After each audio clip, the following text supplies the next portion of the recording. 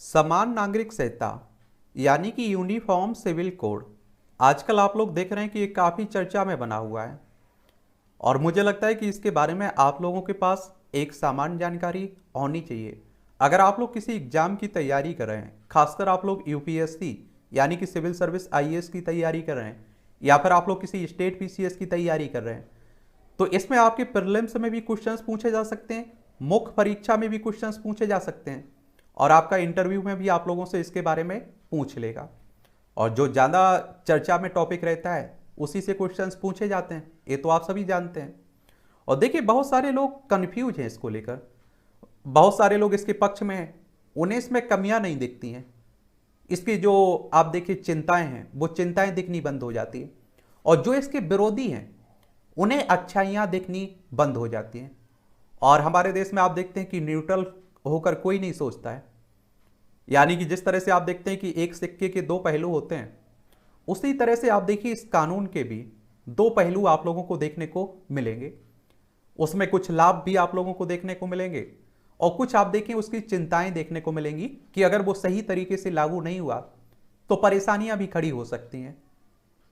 तो चलिए इसके बारे में आज हम लोग एक सामान्य जानकारी देख लेते हैं, विस्तार से जान लेते हैं, और इससे अगर क्वेश्चंस पूछा जाएगा तो जरूर आप लोग उनका आंसर देने की स्थिति में पहुंच जाएंगे। देखिए, समान नागरिक संहिता कहने का मतलब है कि सबके लिए एक समान कानून बनाने की बात हो रही है। अभी आप देखते होंगे कि जो आपका क्रिमिनल कानून है वो सबके लिए बराबर है।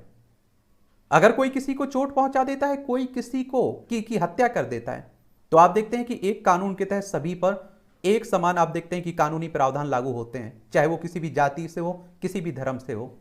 भारत में बोल रहा हूं, मैं भारत की बात कर रहा हूं। अब भारत में एक संविधान है, एक देश है, तो एक कानून भी तो होना चाहिए। लेकिन सिविल कानून की अगर आप लोग देखें तो देखिए, अलग जातियों धर्मों में शादी करने की देख लीजिए रीति, तलाक लेने की आप देख लीजिए, संपत्ति में बंटवारे की बात कर लीजिए, गोद लेने की प्रथा की बात कर लीजिए, अलग अलग धर्मों में अलग अलग देखने को मिलती है।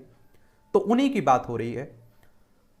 तो इस पर हम लोग देखते हैं, और आप देखते हैं कि समान नागरिक संहिता, इसे आप लोग शॉर्ट में यूसीसी भी कहते हैं। क्या कहते हैं? यूसीसी भी कहते हैं। इसकी अगर हम लोग थोड़ा इतिहासिक बैकग्राउंड में चलें और उत्पत्ति और इतिहास इसका देखें, तो औपनिवेशिक भारत में ब्रिटिश सरकार की वर्ष 1835 की रिपोर्ट में अपराध, साक्ष्य और अनुबंध सहित भारतीय कानून में एक समान संहिताकरण का आह्वान किया गया था। ये कब की बात हो रही है? अंग्रेजों की, क्योंकि आप देखते हैं कि लंबे समय तक हमारे ऊपर अंग्रेजों का शासन रहता है, और 1947 में हम लोग आजाद होते हैं। हालांकि अक्टूबर 1940 की लेक्स लॉ की रिपोर्ट ने सुझाव दिया कि हिंदुओं और मुसलमानों को के व्यक्तिगत कानूनों को संहिताकरण से बाहर रखा जाना चाहिए। ऐसा इसलिए क्योंकि आप देखेंगे उस समय भी विरोध हो रहा था। अब आप खुद सोच के देख लीजिए कि आप देखिए उस समय जो सती प्रथा थी, जो आप देखते हैं कि बाल विवाह थे, उसे अच्छा माना जाता थे, और उसके खिलाफ कोई कानून लाता था, उन्हें रोकने की बात करता था। आप देखेंगे उस समय हमारे जो लोग थे, हमारे पूर्वज कह लीजिए, हमारे धर्मगुरु कह लीजिए, वो उसका विरोध करते थे। और आज हम लोग सोचेंगे बाल विवाह होता था, सती प्रथा होती थी, तो कितना बुरा हम लोग मानते हैं। तो ये कोई आप देखते हैं कि इनमें सुधार होते रहना चाहिए, समय के साथ बदलाव होते रहना चाहिए। और अंग्रेजों को राज करना था, उन्हें डर था कि कहीं बगावत ना हो जाए, तो उन्होंने छूट दे दी कि चलिए अपने अपने धर्म के हिसाब से आप काम करते रहिए, हमारा क्या बिगड़ने वाला है। फिर आप देखिए जैसे जैसे ब्रिटिश शासन आगे बढ़ा, हिंदू कानून को संहिताबद्ध करने के लिए 1971 में वीएन राव समिति का गठन किया गया, और इस गठन के परिणाम स्वरूप 1956 में हिंदू उत्तराधिकार अधिनियम लागू हुआ। और ये आप देख रहे हैं किसके समय की बात हो रही है? हिंदू पर्सनल लॉ आया था। तत्कालीन उस समय के प्रधानमंत्री जवाहरलाल नेहरू थे, और लागू हुआ। और आप देखते हैं कि उसमें एक जाति से दूसरी जाति में शादी करने की बात कर लीजिए, और आप देखते हैं कि महिलाओं को सीधे तौर पर सशक्त बनाया गया था। उसके तहत महिलाओं को पैतृक और पति की संपत्ति में अधिकार दिए गए थे। अलग अलग जातियों में एक दूसरे से शादी करने का अधिकार दिया गया था। ठीक है। समान नागरिक संहिता का पर संविधान सभा के क्या विचार थे? जो हमारी संविधान सभा थी, तो संविधान सभा ने बहस के दौरान समान नागरिक संहिता को शामिल करने पर महत्वपूर्ण चर्चा हुई, और सरदार वल्लभ भाई पटेल जो हमारे देश के पहले गृह मंत्री थे, इनके नेतृत्व में मतदान हुआ और 5-4 के अनुपात में बहुमत मिला, जिसके परिणाम स्वरूप मौलिक अधिकारों पर उप समिति ने निर्णय लिया कि समान नागरिक संहिता को मौलिक अधिकारों के रूप में शामिल नहीं किया जाएगा। और डॉक्टर बी.आर. अंबेडकर ने संविधान का मसौदा तैयार करते समय कहा था कि समान नागरिक संहिता वांछनीय है, लेकिन इसे तब तक स्वैच्छिक रहना चाहिए जब तक कि राष्ट्र इसे स्वीकार करने के लिए सामाजिक रूप से तैयार ना हो जाए। भीमराव अंबेडकर हमारे पहले कानून मंत्री थे और आप लोग संविधान का इन्हें जनक भी कहते हैं, और जिसके परिणाम स्वरूप समान नागरिक संहिता को राज्य के नीति निर्देशक सिद्धांतों में अनुच्छेद 44 में रखा गया है। और ये आप देखते हैं एक तरह से राज्यों पर छोड़ दिया गया है कि आप चाहें तो लागू कर सकते हैं, ना चाहें तो ना कर सकते हैं। ये आप देखते हैं मौलिक अधिकारों में जैसा नहीं है। संविधान के भाग 3 में आप देखते हैं मौलिक अधिकार दिए गए। अगर किसी के मौलिक अधिकारों का हनन होता है तो अनुच्छेद 32 के तहत वो सुप्रीम कोर्ट चला जाता है, अनुच्छेद 226 के तहत वो हाई कोर्ट चला जाता है। सुप्रीम कोर्ट, हाई कोर्ट उसके अधिकारों का रक्षा करता है। लेकिन आप देखेंगे कि जो नीति निर्देशक सिद्धांत हैं, डीपीएसपी हैं, अगर ये लागू नहीं होते हैं, इनका फायदा आपको नहीं मिलता है, तो आप सुप्रीम कोर्ट, हाई कोर्ट नहीं जा सकते हैं। ठीक है, ये राज्य सरकारों पर निर्भर रहता है। सरकार आपकी चाहे तो दे सकती है, लागू कर सकती है, नहीं चाहे तो नहीं कर सकती है। भारत में विवाह, तलाक, विरासत जैसे पर्सनल लॉ के विषय समवर्ती सूची 7वीं अनुसूची के अंतर्गत आते हैं। अब बात आती है समान नागरिक संहिता के पक्ष में कौन कौन लोग हैं। ये आप लोगों को पॉइंट याद रख लेना है, नोट कर लेना है। जब आप लोग आंसर राइटिंग करेंगे तो वहां आप देखेंगे एक सामान्य जानकारी पहले लिख देंगे उसके बारे में, उसके पक्ष में क्या तर्क दिए जा रहे हैं उन्हें लिखेंगे, उसके विपक्ष में क्या तर्क दिए जा रहे हैं उन्हें लिखेंगे। अगर कोई कानून आए हुए हैं, कोई आप देखिए सुप्रीम कोर्ट के फैसले हैं, तो उस पर भी आप लोग कुछ बातें उनके भी उल्लेख कर देंगे और फिर आप लोग अपना निष्कर्ष भी दे देंगे। तो इसमें सबसे पहले कहा जा रहा है पक्ष में कि विविधता में एकता का जश्न मनाना, यह व्यक्तिगत धार्मिक कानूनों के आधार पर भेदभाव और विरोधाभासों को दूर करके तथा सभी नागरिकों के लिए एक समान पहचान स्थापित कर राष्ट्रीय एकता और धर्मनिरपेक्षता को बढ़ावा देगी। अगर एक कानून रहेगा तो हमारे देश में एकता रहेगी, कोई भेदभाव नहीं रहेगा। और आप देखते हैं कि किसी पर कोई भेदभाव नहीं रहेगा तो कोई कह नहीं पाएगा कि हमारे साथ भेदभाव हो रहा है, एकता का जुड़ाव होगा, ऐसा कहा जा रहा है। यह विविध समुदायों के बीच एकता और सद्भाव की भावना को भी बढ़ावा देगी।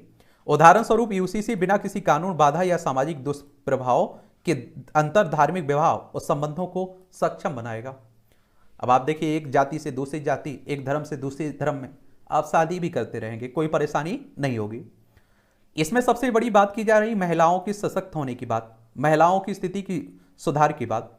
यह विभिन्न व्यक्तिगत कानून जैसे बहु विवाह, असमान विरासत आदि में महिलाओं के खिलाफ भेदभावपूर्ण और दमनकारी प्रथाओं को समाप्त करके लैंगिक न्याय और समानता सुनिश्चित करेगा।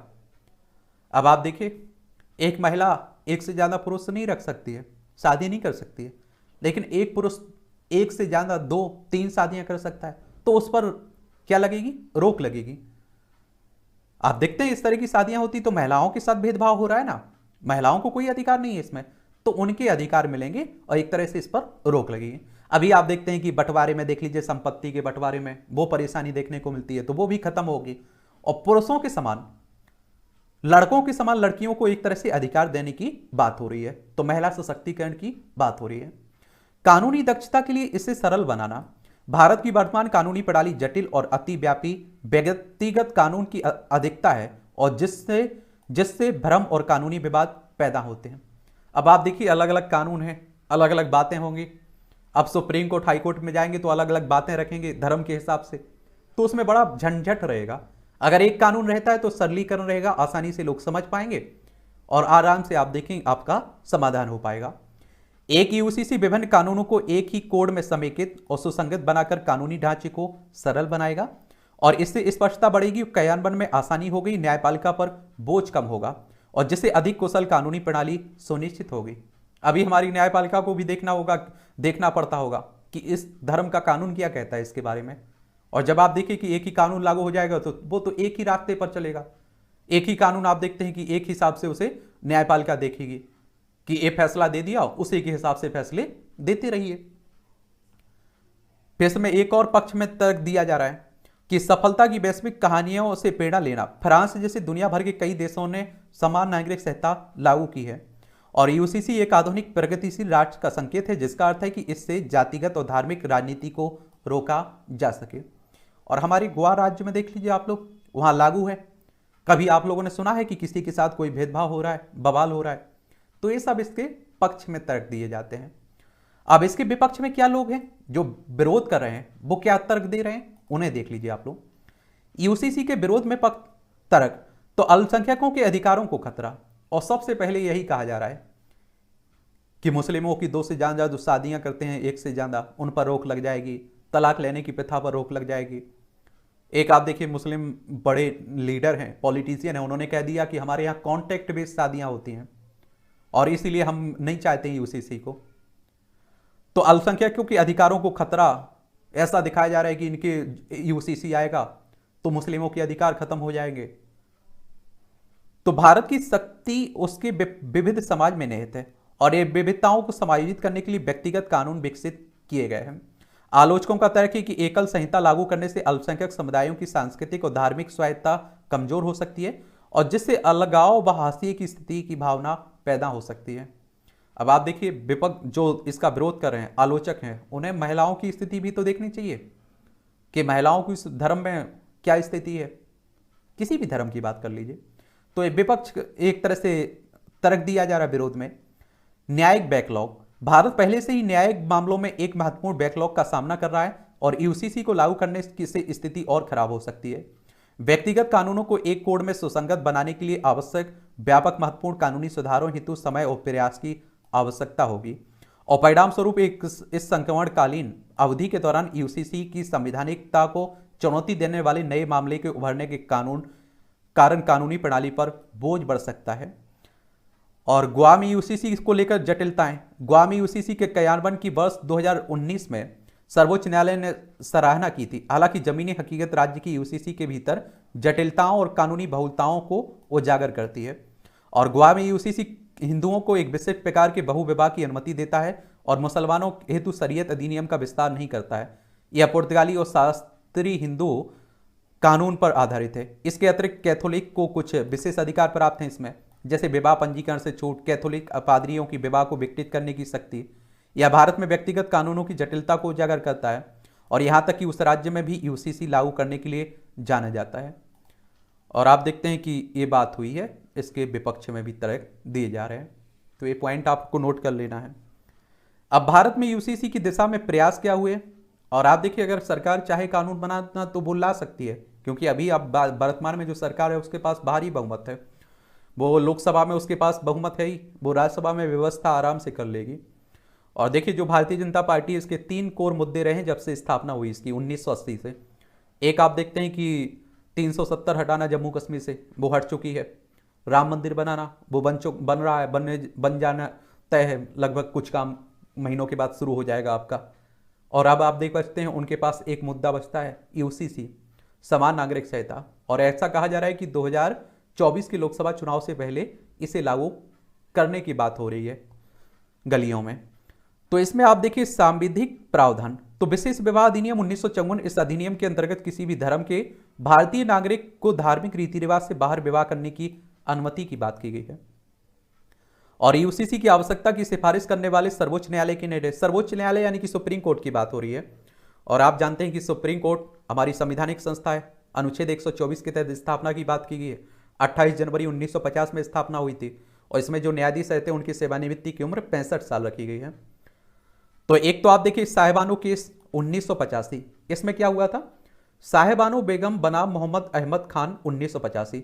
सर्वोच्च न्यायालय ने मुस्लिम महिला के लिए इद्दत अवधि की समाप्ति के बाद भी आपराधिक प्रक्रिया संहिता सीआरपीसी की धारा 125 के तहत अपने पति से भरण पोषण का दावा करने के अधिकार की पुष्टि की थी और न्यायालय ने माना था कि समान नागरिक संहिता विचारधाराओं पर आधारित विरोधाभासों को दूर करने में मदद करेगी।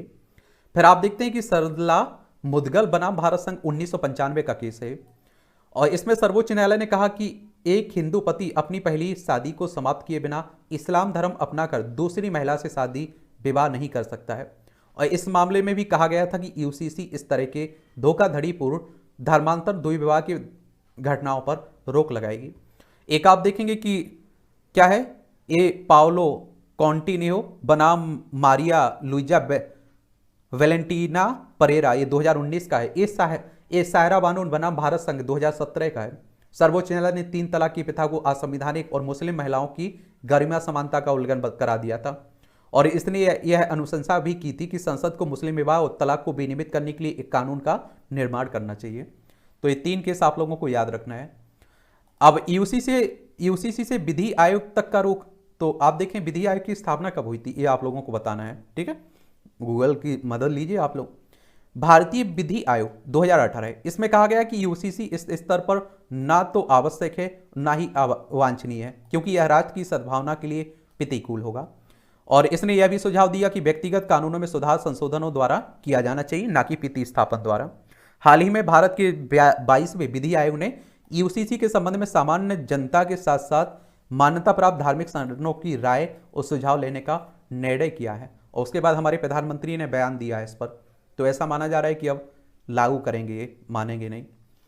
यूसीसी को लागू करने की में चुनौतियां देख लीजिए। राजनीतिक जड़ता, किसी भी राजनीतिक दल से इस संहिता को अधिनियमित करने की ईमानदारी पूर्वक और नियमित तौर पर प्रतिबद्धता नहीं दिखाई है, और क्योंकि इसे हमेशा से एक संवेदनशील और विभाजनकारी मुद्दे के रूप में देखा गया जिसका उनके वोट बैंक पर प्रभाव पड़ सकता है, और राजनीति भी खूब होती है इस तरह के मुद्दों पर। अब आप देखिए विपक्ष, ऐसी बात नहीं कि बीजेपी अभी है तो इसका सपोर्ट कर रही है। एक आप लोगों ने जीएसटी सुना होगा, जब आप देखिए कांग्रेस ला रही थी, बीजेपी विपक्ष में थी, तो वो काफी उसका विरोध करती थी। आज आप देखिए वो लाई है, कांग्रेस ने इसका विरोध किया है। तो कोई भी मुद्दा हो, वो सही हो या गलत हो, उस पर विरोध होना, विपक्ष का विरोध करना हमारे यहाँ परंपरा है। और खूब राजनीति होती है, वोट बैंक की राजनीति होती है हमारे यहाँ, तो जाति और धर्म पर ही पूरी राजनीति होती है। इसके अतिरिक्त विभिन्न समूहों के व्यक्तिगत मुद्दों, विविध दृष्टिकोण होने के कारण इस संहिता के दायरे, इसकी विषय वस्तु तथा स्वरूप को लेकर राजनीतिक दलों और हितधारकों के बीच कोई सहमति नहीं है।